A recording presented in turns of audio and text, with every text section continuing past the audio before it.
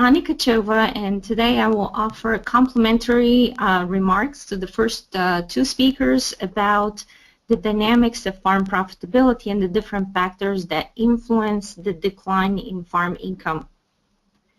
So I will start with showing you a graph that is also based on the recent forecast by the USDA's Economic Research Service.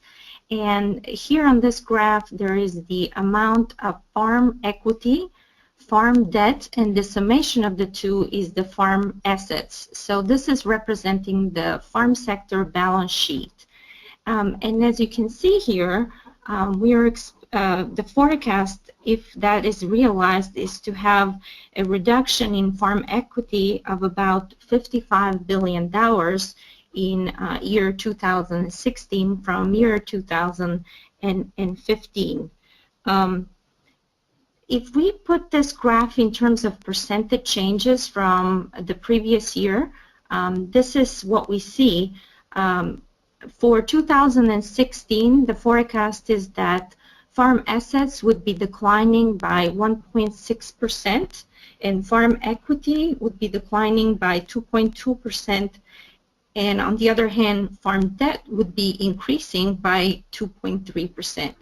Now, if these changes are realized for 2016, and it's still very early in the season, we will see 2 years of farm assets and farm equity going down after fairly strong increases in 2012 and very decent increases in 2013 and 2014.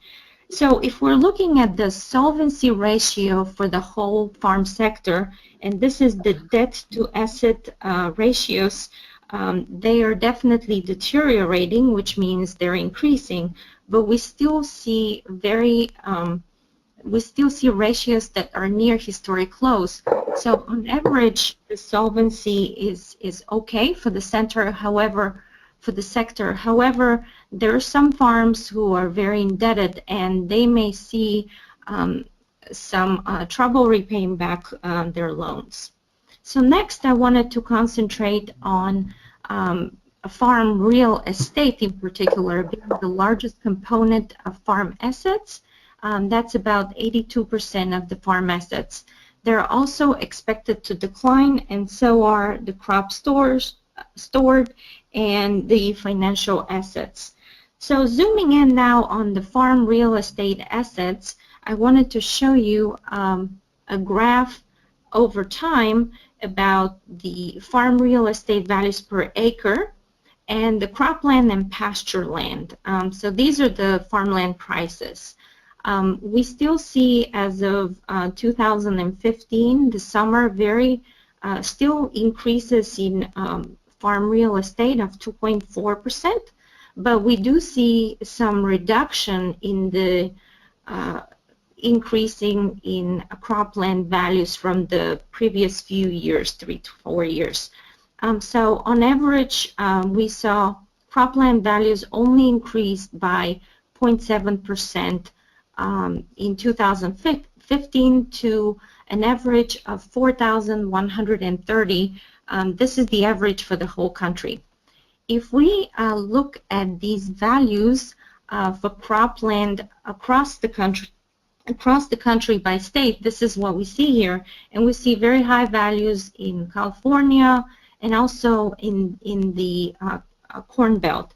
And the reason for this regional variation is, first of all, the soil productivity of the land, but also proximity to urban areas, as well as the different amenities of the farmland. So again, we're still looking at $4,130 per acre.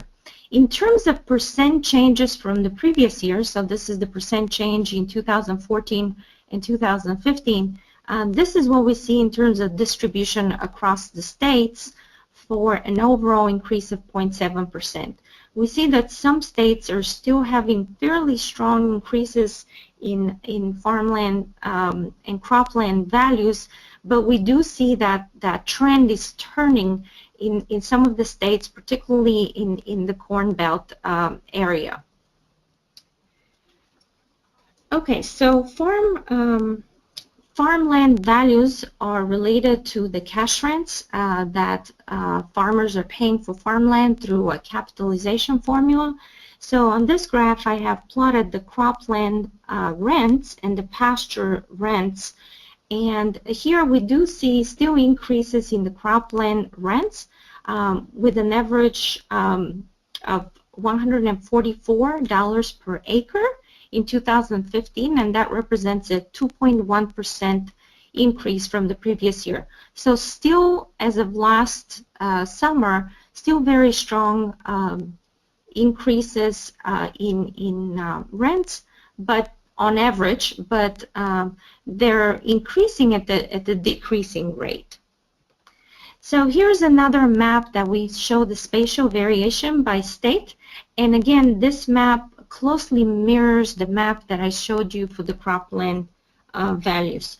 In terms of percent change from the previous year, here's what we see. This is how the 2.1% for the whole U.S. is distributed for different states. So we do see some declines. However, if we compare this map to the map of the farmland values, we see that some of the declines are not as strong as the farmland values. And so there are two opposing pressures on cash rents. On the one hand, the declining farm incomes put additional pressure on farmers to be paying lower rents, but the opposing force is that the rental contracts may not be negotiated every year, and so the rental rates are a bit sticky, and farmers also may not want to be to lose control of the farmland, so they may be willing to continue to pay these higher rental rates for a few more years until we see how farm incomes are going to get stabilized. So these are the rental markets and the rent that's being paid by farmers. Now we can look at from the opposite end, which is who are the rents being paid to, and these are the landowners of the farmland that's being rented out. So on average, we have 13% of the landlords are operators themselves, but the overwhelming majority of the landlords, 87% of them, are non-operator landlords, which means that they're not farming land themselves. And if you look at the rent that is being received by the landlords, on average, that is $31 billion.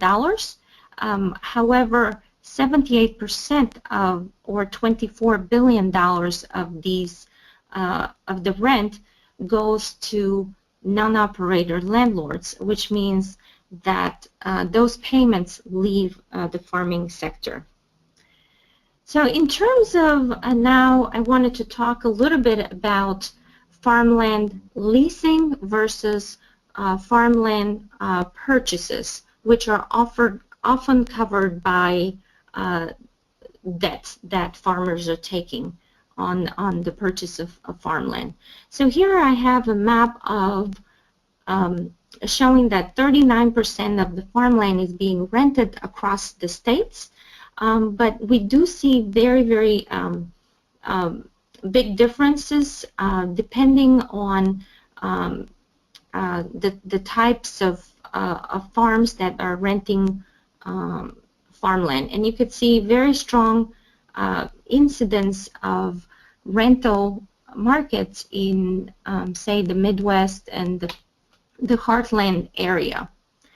So here is an overall view of the spatial differences in terms of farmland leasing and ownership. And on the next few graphs, I wanted to show you some statistics from my own research, joined with Mary Ahern, about how farmland leasing and ownership differs based on the farmer's experience and age, and how they change over, and how their needs change over time. So on this graph here, I have plotted the amount of acres that are owned and rented for U.S. farmers as of 2002, and it's only for the sample of farmers that are being tracked for 10 years to see how they've grown over time. So in terms of the horizontal axis, we have the years of farming experience. So if you have 10 years or less of experience, that means you're a beginning farmer. So for them, we see that they have about twice as much in terms of owned acres compared to leased acres. And beginning farmers seem to have the least amount of farmland owned than any other group, and also the least amount of farmland rented. Now, if we look at the next graph, this is how they've grown over 10 years, and these are the annual growth rates in terms of their holdings. So we do see that beginning farmers increase the owned land by 1.3% and the rented land by 2.3%. And as you can tell, they're the ones that really grow the number of acres that are rented. So again, not only do they need to make payments for leasing farmland and possibly for the debt of the purchased farmland, but they also need to grow over time. So this graph shows only, this graph is now by farmer age because beginning farmers can be young or old. So here if we look at just the younger farmers that are under 35 years old, the way they enter farming is actually by owning about half and renting, than what they rent. And so again, they're the ones that own the least amount of farmland, but you can see they very aggressively rent, and this is how the young farmers are starting to farm. One point that I wanted to make is this is how they enter farming, but this is the changes over 10 years, and these are the annual growth rates for young farmers. They're being in the range of 6 to 8% annual growth, which means that not only do young farmers in particular need to service the debt that they have on the land that they own and the rent on the land that is being rented, but they're growing at an astonishing rate. Basically within 10 years they double what they own and what they rent. So not only do they have to service their existing holdings, but they need to expand tremendously. So this downturn of farm incomes is probably disproportionately affecting young and beginning farmers even more and making them more vulnerable. So I wanted to conclude my talk with talking about the financial ratios. This is now at the farm level, and we will look at 3 types of financial ratios using the USDA ARMS data. The first one is the farm liquidity ratios, and they're the ones showing how farmers can cover their current debt with their current assets. And here I've plotted the current ratio and the working capital to expense ratio. And we can see that as of 2014, the current ratio has dropped to 2.6, which is a worsening liquidity. But still, if you look at the last 10 to 20 years, these are still some of the best liquidity ratios that the farm sector has experienced. In terms of farm profitability ratios, return on assets and return on equity, we are seeing that return on assets is at 1.4% and return on equity at 1.1% as of the end of 2014. And again, these ratios are also deteriorating from their highest peak in 2012, but they're still strong in terms of where they have been in the past.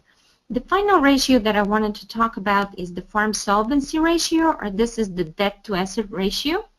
And we see that as of 2014, that has increased to 10%. Again, on average, that is not a very high debt to asset ratio, but some farms are very much indebted. And for them, there are real concerns about being able to meet their debt payments and the need for perhaps restructuring some of their loans or changing their portfolio of current and long-term debt in order for them to be able to service that debt in periods of tighter farm incomes. And so with that, I have the summary slide here on for you to read, and thank you very much for your attention. Great, thank you, Ani. So we'll move forward quickly to the question and answer period. And the first question goes out to Jeff. And the question is, are crop insurance indemnity payments counted as a government payment or as a cash receipt? And are premium subsidies figured into government payments? Thank you very much. And the question to both of those is no. Our measure of government payments, the total was about $13.9 billion for 2016. That's our forecast. That doesn't include indemnity payments, although we forecast indemnity payments to be about $9.7 billion. So additional to the farm program payments of 13.9, there's $9.7 billion worth of crop insurance indemnity payments. That's just indemnities. We don't include on top of that premium subsidies. We do include the expense associated with premiums on the farm side, but not the premium subsidy. Curiously, the total value of insurance indemnities is about equal to the sum of the new farm program payments, the PLC and the ARC.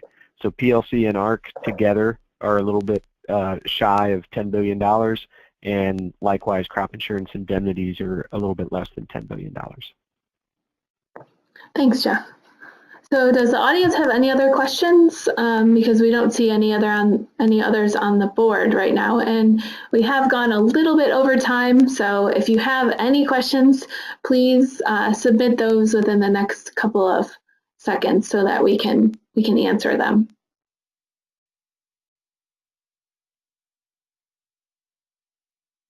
Well, seeing no activity, I guess I can conclude our webinar. Thank you all for joining us today.